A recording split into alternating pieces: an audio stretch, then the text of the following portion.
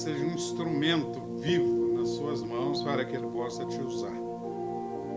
Louvado seja o nome do Senhor. Eu quero dar sequência aqui, não sei até quando, porque nós temos, graças a Deus, um material muito rico, muito grande com relação ao livro de Apocalipse, qual nós estamos falando aqui da maior profecia do mundo. E eu sempre começo fazendo um release daquilo que foi a última, ou as últimas falas, ou as últimas frases que foram ditas aqui na última mensagem. Mas antes eu quero orar. Grande Deus e eterno Pai, Deus todo-poderoso, Deus forte. Nas tuas mãos está todo o poder. O Senhor é o único Deus. Fora de ti não há outro Deus. Por isso nós te glorificamos, rendemos a ti a honra, a glória, o louvor e a adoração por tudo quanto o Senhor tem feito por nós. E o Senhor grandes coisas tem feito por nós. Por isso estamos alegres, ó Pai. Pai querido, que a tua graça a cada dia permaneça no meu coração, nos corações de todas as pessoas que estão ligadas agora em Ti, através dessa transmissão.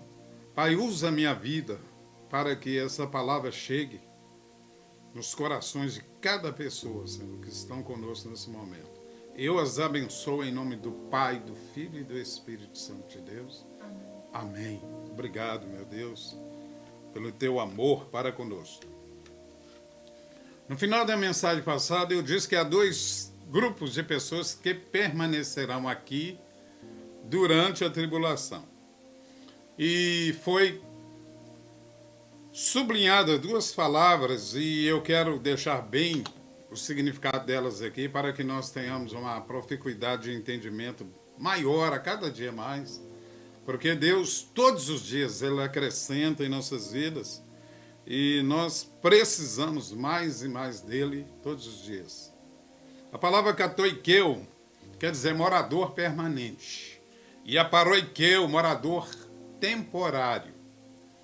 Então, a palavra katoikeu, morador permanente, é aquele que vai passar pela grande tribulação, aquele que é morador e que está com as raízes mesmo profundas no mundo, ele vai passar pela grande tribulação. Mas aquele que é morador temporário, que sou eu e é você que aí está, nós estamos aqui de passagem. Ninguém precisa ter morada fixa aqui nesse mundo, porque aquele que quer se perpetuar aqui nessa terra, em primeiro lugar, ele não vai conseguir, porque ao homem está destinado a morrer uma única vez. Está ordenado, melhor dizendo, morrer uma única vez, vindo logo após o juízo.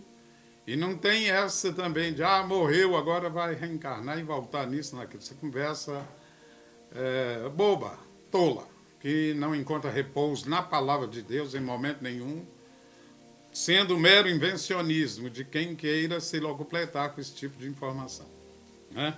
Então, o primeiro compreende os moradores da terra. Em grego, a palavra oikel significa morar. E possui mais duas vertentes importantes. Embora advenham da mesma raiz etimológica, essas palavras têm traduções diferentes. Presta atenção. Por exemplo, o morador permanente de uma residência que já está na família por gerações é chamado de katoikel. Essa é a palavra grega para expressar isso. A preposição kata traduz a ideia de raiz profunda. Raiz profunda. O hóspede de um hotel, isso é só para exemplificar, viu, queridos? O hóspede de um hotel será reconhecido como paroikel, pois se trata de alguém que permanece no lugar de forma temporária. Quando você chega a um hotel, se hospeda, você vai ficar ali alguns dias. Você não vai ficar ali, né, eternamente. Então há uma diferença entre o katoikel e o paroikel, pois se trata de alguém que permanece no lugar de forma temporária. A expressão usada em Apocalipse capítulo 3 refere-se a katoikel. Segundo a tradução adequada do texto, a grande tribulação vem para provar os que estão enraizados nesse mundo. A Bíblia diz que aquele que se faz amigo do mundo faz-se inimigo de Deus. Aquele que gosta do mundo desgosta de Deus. Aquele que se aprofunda no mundo, ele acaba perdendo completamente o seu envolvimento com Deus, porque o mundo o seduz, o mundo o engana, porque o príncipe desse mundo é Satanás. Então é por isso que o mundo é sedutor. Ele oferece coisas com intuito, com o escopo de quê? De levar você para o inferno. Infelizmente é isso, né? A colocação do diabo e a sutileza dele é para ganhar o maior número de almas. Na realidade, ele é ilegal para isso, porque ele não morreu pelas almas, pelo contrário, ele é ladrão e salteador, como diz a palavra de Deus. Então, ele tem uma conduta ilegal, ele está fora da lei de Deus, é por isso que ele é o diabo. Já os cristãos fiéis, como sabemos, só estão de passagem pela terra, pois sua habitação final será onde? Lá nos céus. Louvado seja Deus. Então aqui começa a maior profecia do mundo, número 7. O arrebatamento da igreja e a grande tribulação. Em outras correlações bíblicas, encontramos a mesma ligação profunda do significado da palavra katoikel. Em Colossenses 2,9 lemos: pois em Cristo habita corporalmente toda a plenitude da divindade. A expressão habita corporalmente é katoikel. Significa que na pessoa de Jesus estavam enraizados todos os atributos da divindade, ou seja, Jesus é de fato Deus.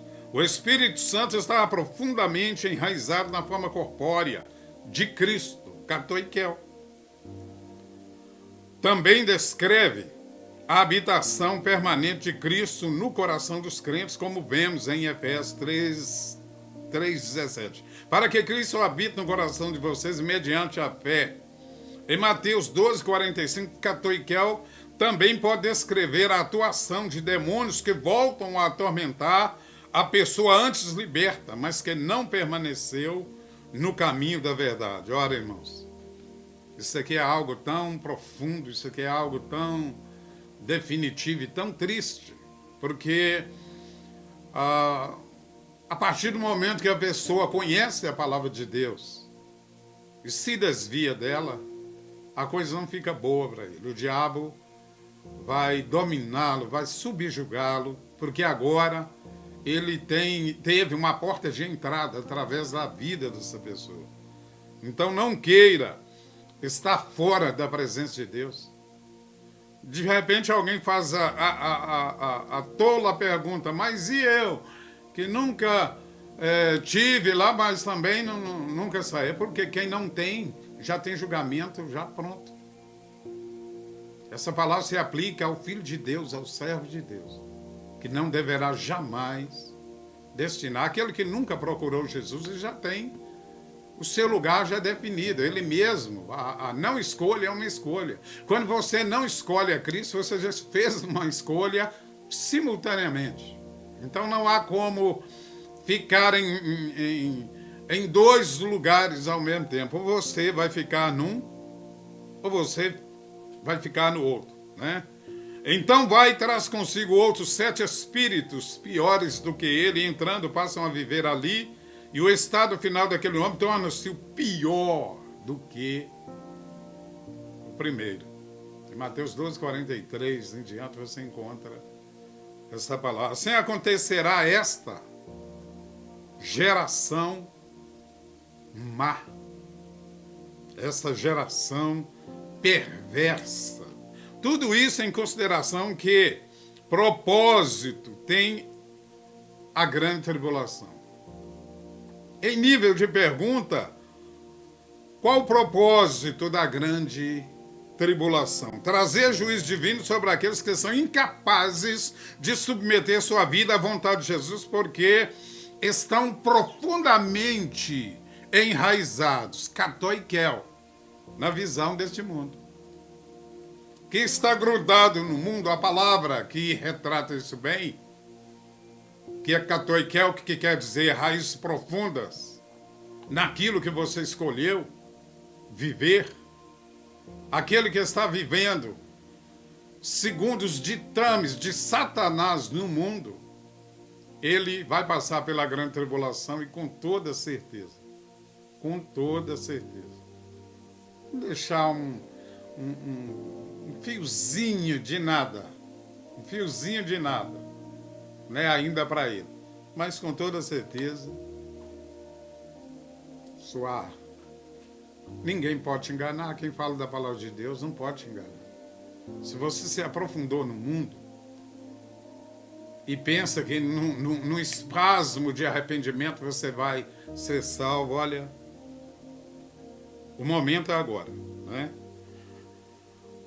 Trazer juízo divino sobre aqueles que são incapazes de submeter a sua vida e vontade de Jesus, porque estão profundamente enraizados na visão do mundo. Trata-se das pessoas que sempre desprezaram as advertências dos profetas. Comamos e bebamos que amanhã morreremos, é a frase que resume bem o pensamento débil de tais pessoas que, em geral, se deixam dominar pelo fugaz e efêmero, por aquilo que não traz um valor e por aquilo que acaba rápido. Há uma predileção maldita, a palavra é essa, em muitos corações de querer a volúpia. Volúpia quer dizer prazer desordenado, coisa efêmera, coisa rápida, passageira, que supostamente traria uma alegria, mas uma alegria momentânea que na realidade não é alegria, porque tem alegria quem tem o Espírito de Deus. Tem alegria quem está na iminência, no ato concreto de receber a vinda do nosso Senhor Salvador ou de ir encontrar com Ele. Porque isso pode acontecer, eu sempre digo isso, que pode acontecer de duas formas. Ou pela manifestação dele para buscar a igreja pelo arrebatamento, ou pela sua morte física, indo encontrar com ele uma vez que você é paroikel, aquele que está com uma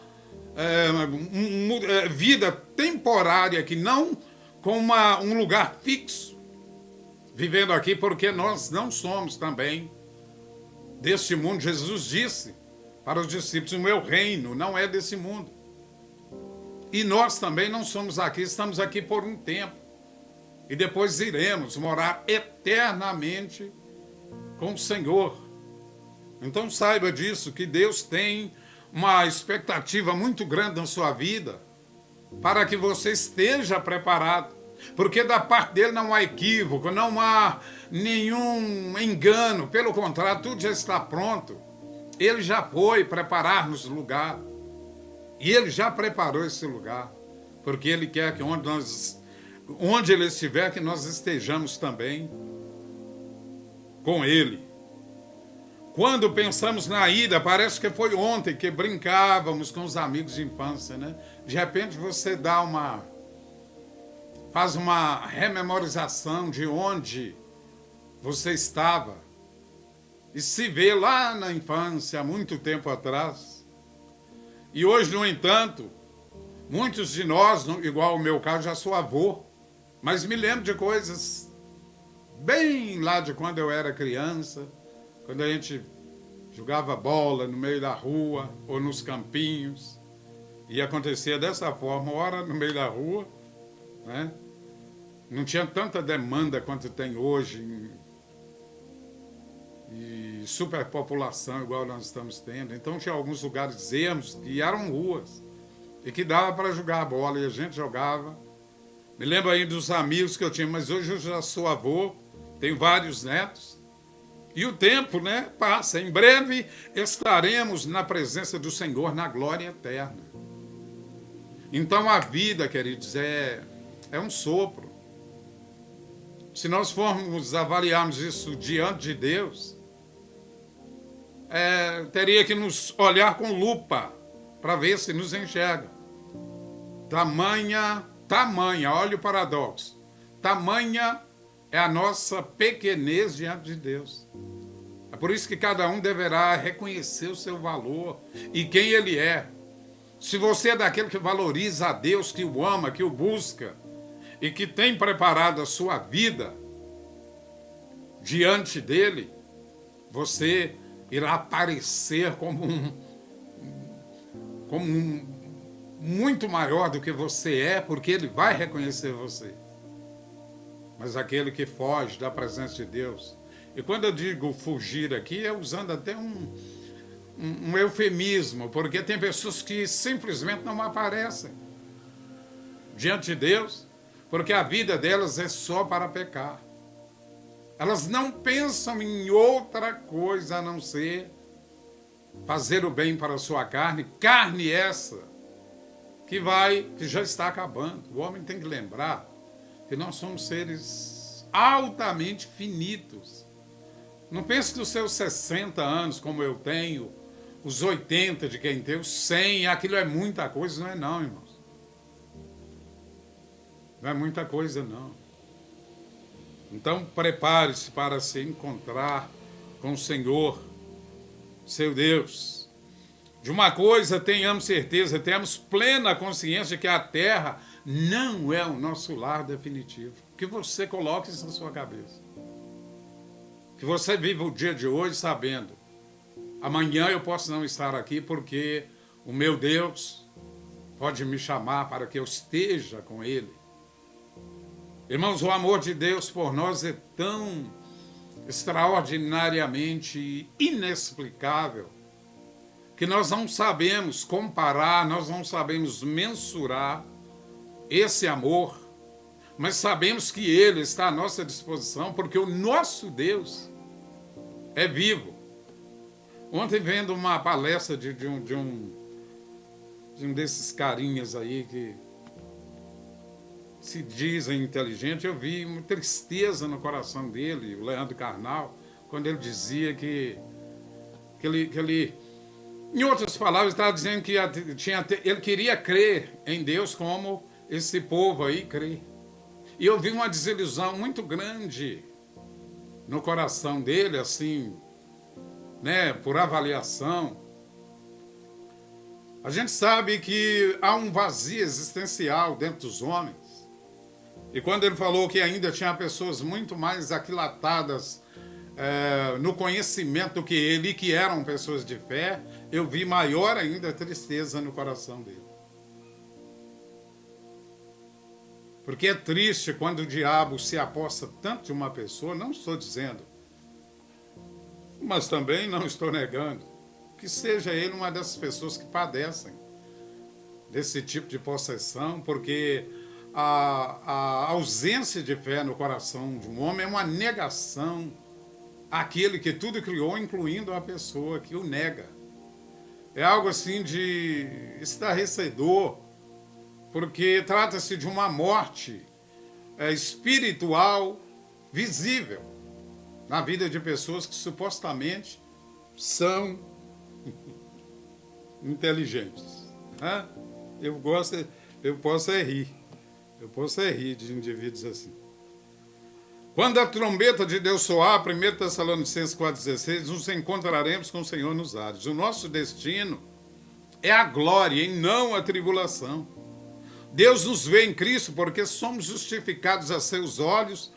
Portanto, o período da tribulação não pode dizer respeito à igreja, principalmente aqueles cuja fé é genuína. Queridos, aqueles que creem em Deus, a igreja do Deus vivo não passará pela grande tribulação.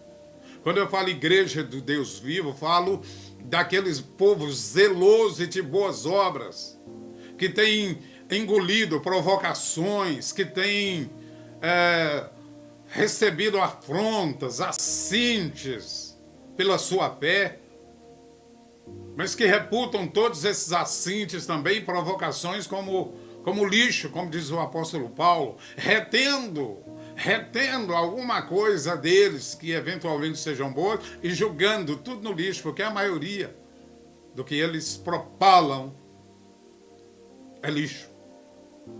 Estou falando daquele que não tem Deus e que não serve a Deus. No contexto espiritual não aproveita nada. Se aproveitar no contexto científico para alguém que interessa, retém alguma coisinha. Mas a grande maioria é para se julgar fora. No dia do arrebatamento, quem tiver o selo do Espírito será levado pelos anjos ao encontro tão aguardado da noiva com o noivo. A noiva somos nós, a igreja, e o noivo é Cristo, e haverá esse casamento, porque o noivo quer a noiva para cuidar dela eternamente. Aquele que morreu pela noiva, que é Cristo, e que deixou essa noiva aqui na terra para viver, para andar na presença dele, para se ataviar para ele. E quando eu falo isso, estou falando de se permanecer numa postura de temor, de amor, de respeito ao noivo, que é o Senhor Jesus enviado para levar essa noiva para morar com ele. E isso está prestes a acontecer. Então essa noiva, ela não será machucada, ela não será arrebentada, porque o noivo não vai permitir, noivo nenhum quer que a noiva sofra antes do casamento ou depois do casamento, mas estamos falando aqui num contexto espiritual. Ele não quer que a sua noiva esteja maltrapilha, esteja machucada, esteja doente no dia do casamento que está prestes a acontecer. O Espírito é a garantia da nossa salvação, tendo nos sido enviado como garantia do nosso resgate depois da ressurreição e ascensão de Jesus aos céus, ou seja, antes da tribulação. É antes. Porque aqueles que estão na presença de Deus não passarão. Tenha essa certeza, querido, no seu coração. Que você, que é a noiva do Cordeiro, não passará pela grande tribulação. Basta que você permaneça fiel ao Senhor. Não por imposição, porque Ele não está impondo isso a ninguém, mas Ele quer que você simplesmente esteja preparado para a sua volta. Vejam, eu enviarei a vocês o profeta Elias antes do grande e temível dia do Senhor. Ele fará com que os corações dos pais se voltem para os seus filhos e os corações dos filhos para os seus pais. Do contrário, eu virei e castigarei a terra com maldição. Malaquias capítulo 4, versículos 5 e versículo 6. O segundo grupo destinado à tribulação é Israel. Presta atenção. Conforme vimos no capítulo 1, quando Elias vier para lhes apresentar o Messias, segundo creem os judeus mais tradicionais, isso se dará na primeira metade da tribulação, enquanto o acordo de paz proposto pelo anticristo estiver em vigor. Você que tem visto outras mensagens, tem acompanhado. Elias voltará para preparar o povo para a segunda vinda de Jesus. Quando o anticristo romper com o tratado de paz e se voltar ferozmente contra Israel, o coração dos judeus já estará preparado para receber o Messias como Senhor e Salvador. Por que estamos falando isso? Porque o judeu ortodoxo, ele ainda está esperando o Messias.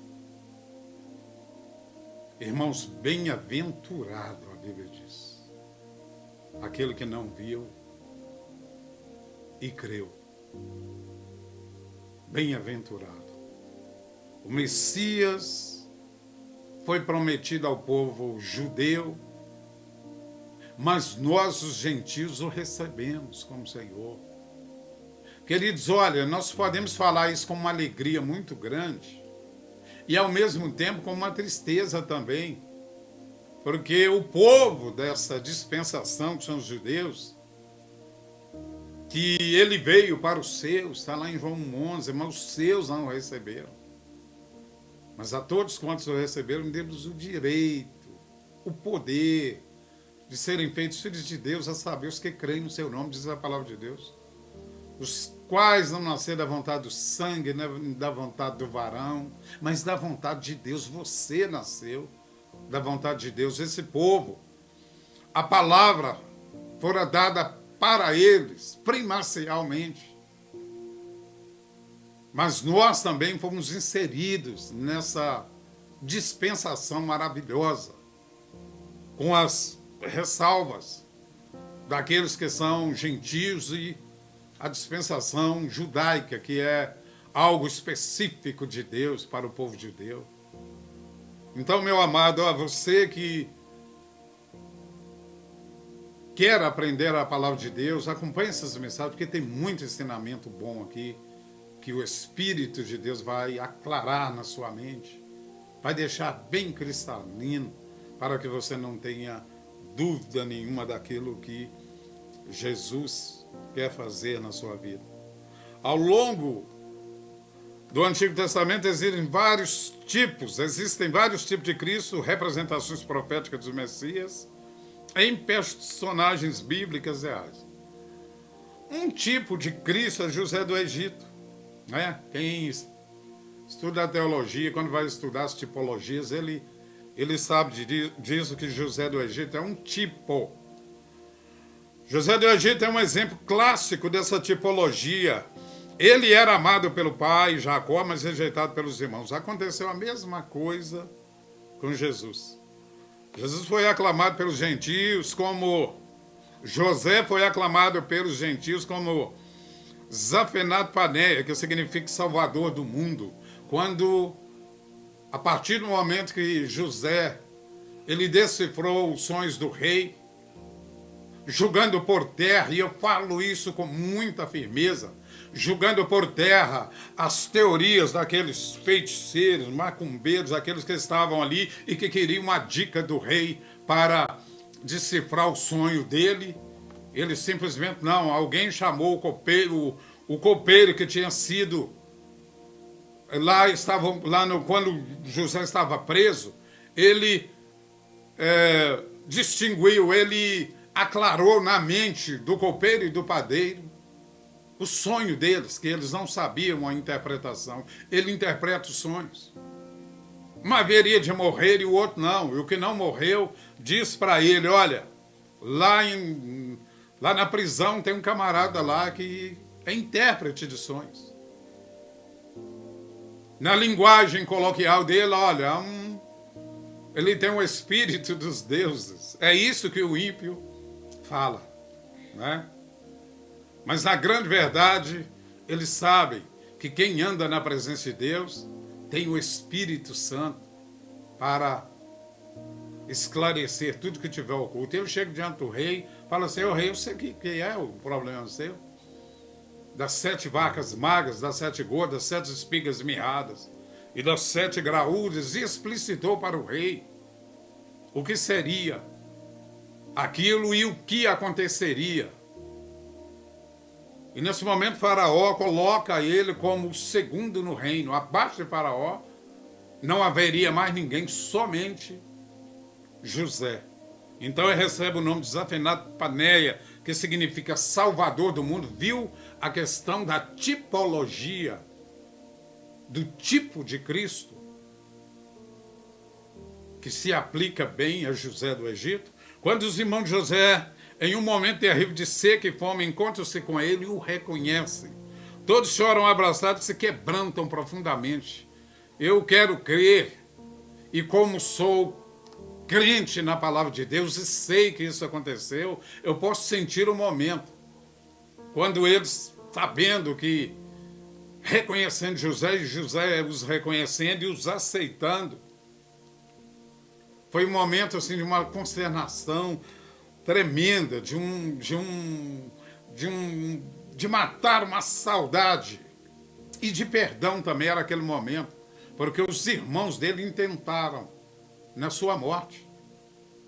Mas a grande verdade é que Deus já tinha uma saída e um livramento para a vida de todos eles, incluindo até o pai Jacó. Naquele momento, José revela, cheguem mais perto, disse José a seus irmãos. Quando eles se aproximaram, disse-lhes, eu sou José, seu irmão, aqueles que vocês venderam ao Egito. Agora não se aflijam, nem se recriminem por terem me vendido para cá, pois foi para salvar vidas que Deus me enviou adiante de vocês. Olha bem, irmãos.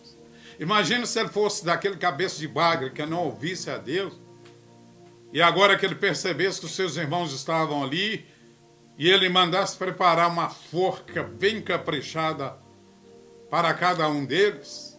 Mas José era um homem que andava na presença de Deus, e quando ele apresentou os sonhos ao pai e à mãe, até eles censuraram ele, porque todos os filhos, incluindo o sol e a lua, simbolizando o pai e a mãe, haveriam de se curvar diante dele pela grandeza que Deus daria a José lá no Egito.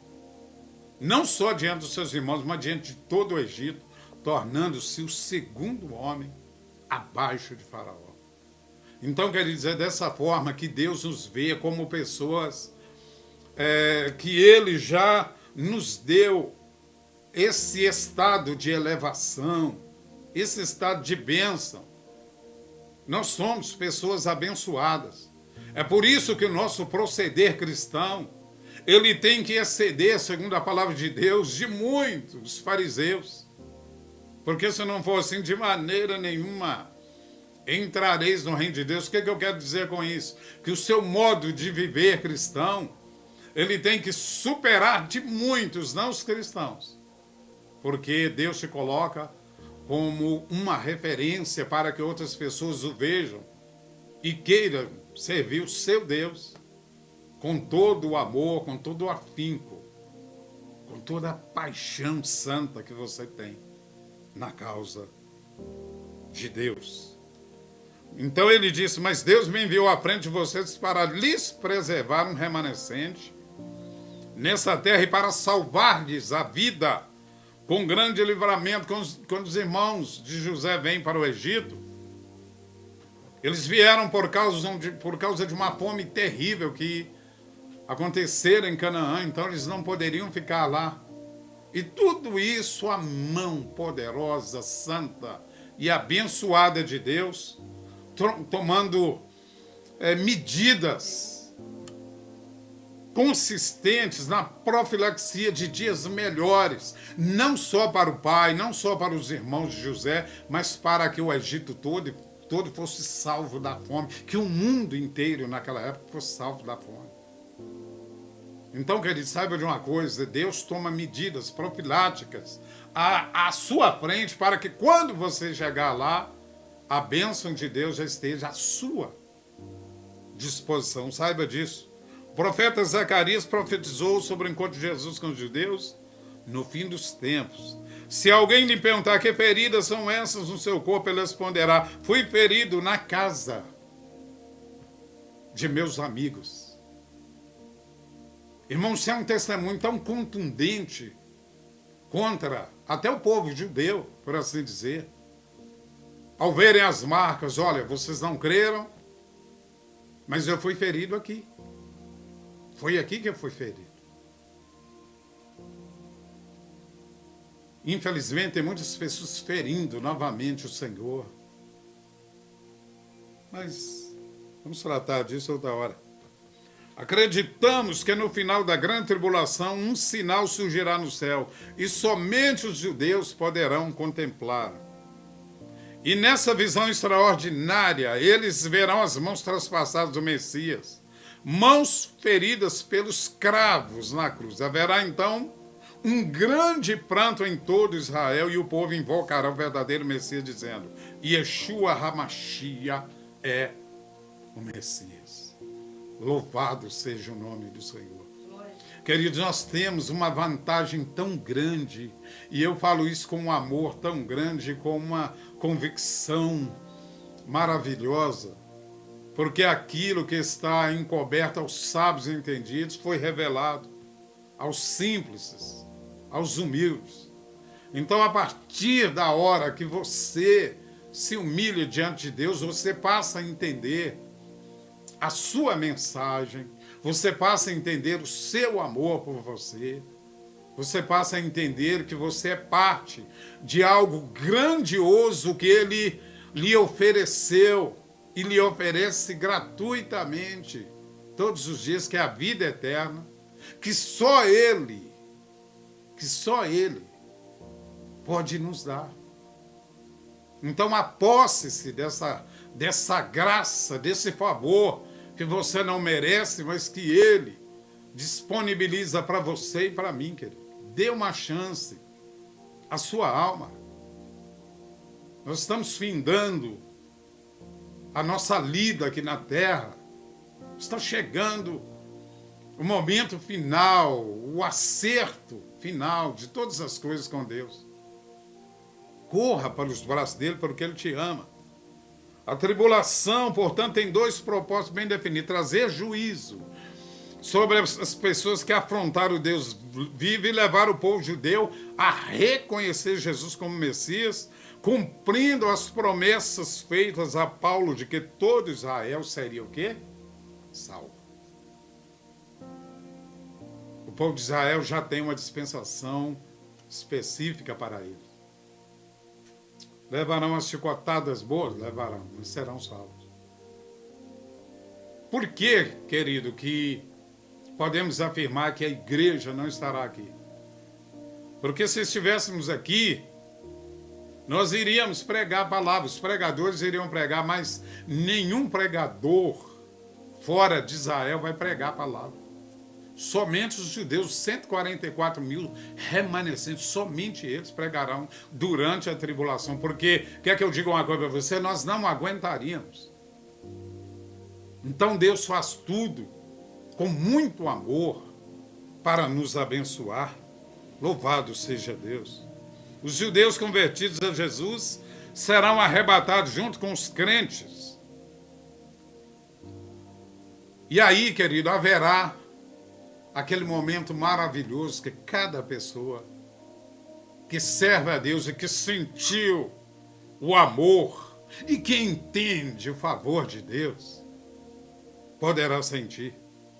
Louvado seja Deus. Então, os judeus convertidos serão arrebatados juntos com os crentes porque eles fazem parte da igreja. Assim como Pedro, João e Paulo fizeram. Aliás, os crentes da igreja primitiva eram todos, o quê? Judeus. Já os que não creram passarão pela tribulação a fim de reconhecer o Messias. Para compreender o arrebatamento antes da tribulação, precisamos ainda analisar a natureza da igreja, o corpo de Cristo. Deus colocou todas as coisas debaixo dos seus pés e o designou cabeça de todas as coisas para a igreja. Efésios 1, 22. Se Jesus é a cabeça da igreja, então os crentes, como o corpo, têm poder e autoridade sobre o diabo e seus demônios. Lucas 10, 19. E desse modo não passarão pela tribulação. A palavra de Deus é clara.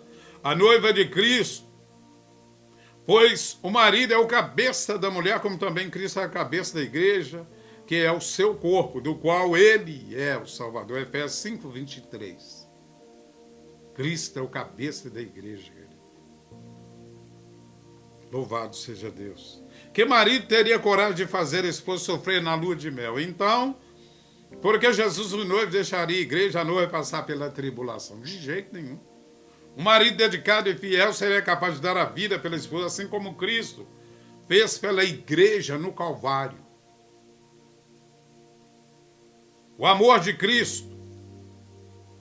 Maridos, ame cada um a sua mulher, assim como Cristo amou a igreja e se entregou por ela. Efésios 5, 25. A igreja estará bem longe da tribulação, porque por amor Jesus foi julgado em seu lugar. Portanto, agora já não há condenação para os que estão em Cristo Jesus. Romanos 8, 21.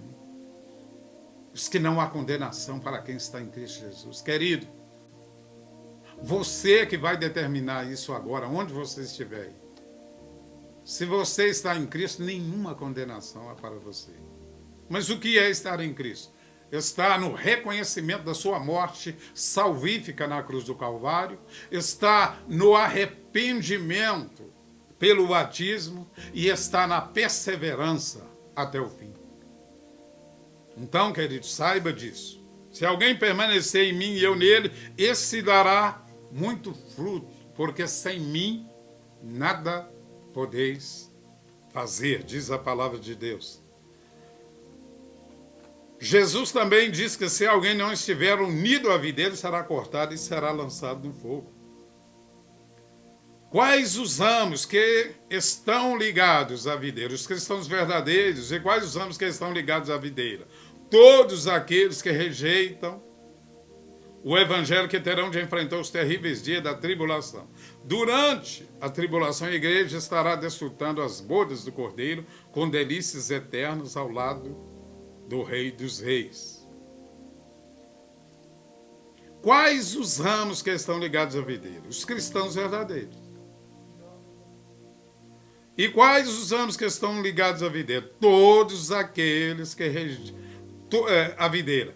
Todos aqueles que rejeitaram o evangelho, que terão de enfrentar os terríveis dias da tribulação. Todo aquele que rejeita que Cristo é o Senhor, que Cristo é o único Salvador, e que somente Ele tem condições de religar. Ninguém mais, nem o Papa, nem o pastor, nem o sei lá o que for, mas só Jesus. Esse aí entendeu qual é o significado da salvação que está em Cristo. Durante a tribulação, a igreja estará desfrutando as bodas do Cordeiro com delícia eterna ao lado do Rei Jesus. Ao lado do nosso Deus, ao lado do Rei dos Reis, o edifício de Cristo. Pois nós somos cooperadores de Deus, vocês são lavoura de Deus e edifício de Deus. 1 Coríntios 3:9. A igreja é o edifício que tem Cristo como a pedra fundamental, o que nos faz ser edificados sobre a rocha. Lembra daquela casa que era construída sobre a areia? É aquele indivíduo que está vivendo no mundo. Quando a tempestade vier, a chuva bater forte, a sua casinha vai embora porque ela está na areia. Mas quem está em Cristo está edificado na rocha. Pode vir a tempestade que foi bater contra aquela casa e ela não será abalada. Isso implica em dizer que você não será abalado estando em Cristo. Você pode ter aflições, como Jesus falou. Você pode chorar uma noite inteira, mas a alegria virá, com certeza, pela manhã. Não pense que é de outra forma, porque não será de outra forma. Então, onde Jesus estiver, nós também estaremos durante a grande tribulação. Jesus estará no céu ordenando cada momento do fim dos dias e nós estaremos ao seu lado. Queria ouvir um aleluia seu daí até chegar aqui. Aleluia! O livro de Apocalipse nos faz perceber que os salvos estarão observando os moradores da terra recebendo o juízo divino. Irmão, olha o que é isso. Louvado seja Deus. O livro de Apocalipse nos faz perceber que os salvos estarão observando os moradores da terra recebendo o juízo divino, pois a Bíblia diz que quando ele abriu o 7º selo, houve silêncio nos céus há cerca de meia hora. Apocalipse capítulo 8, versículo 1. Haverá silêncio no céu, porque todos os salvos ali estarão impactados com as tragédias que marcam o fim dos tempos. Nós estaremos vendo tudo isso acontecer, querido. Você e eu, como crentes, estaremos unidos a Cristo para sempre, mesmo durante a tribulação. O propósito das 70 semanas envolvia somente o povo de Israel e a cidade santa, Jerusalém. As 69 semanas começaram com a ordem de Artaxerxes Longimano, a fim de que o povo de Israel voltasse a ir para Jerusalém, e terminaram com a morte do Messias, o nosso querido Senhor. Como eu disse há poucos dias, quando falamos da morte de Cristo, quando chega a sexta-feira da paixão para um servo de Deus, é o melhor dia, porque foi o dia que ele morreu para nos salvar. Antes de a última semana iniciar, há um hiato temporal em que guerras e outras adversidades perpassariam a terra, como afirmou o anjo Gabriel. A última semana, 7 anos, começará com a assinatura de um tratado de paz proposto pelo anticristo. Prepare a sua vida, está para acontecer. Nos primeiros 3 anos em meu mundo desfrutará uma paz fictícia apenas para controle social. Né? Vai estar todo mundo aí achando agora nós temos paz, agora e agora. Depois o capeta se revela na sua força, né? Na sua força, porque quem tem poder é Deus. E brevemente após isso aí, ele sabe que ele será destruído pela boca de Deus. Querido, não tenha medo do diabo, ele está tremendo. Ele está tremendo porque ele conhece também o livro de Apocalipse e sabe que não há o que fazer para ele escapar do lago de fogo e de enxofre.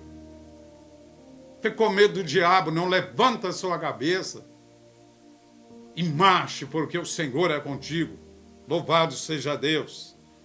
Mas na metade da última semana, 3 anos e meio, virá um tempo de grande juízo sobre toda a terra.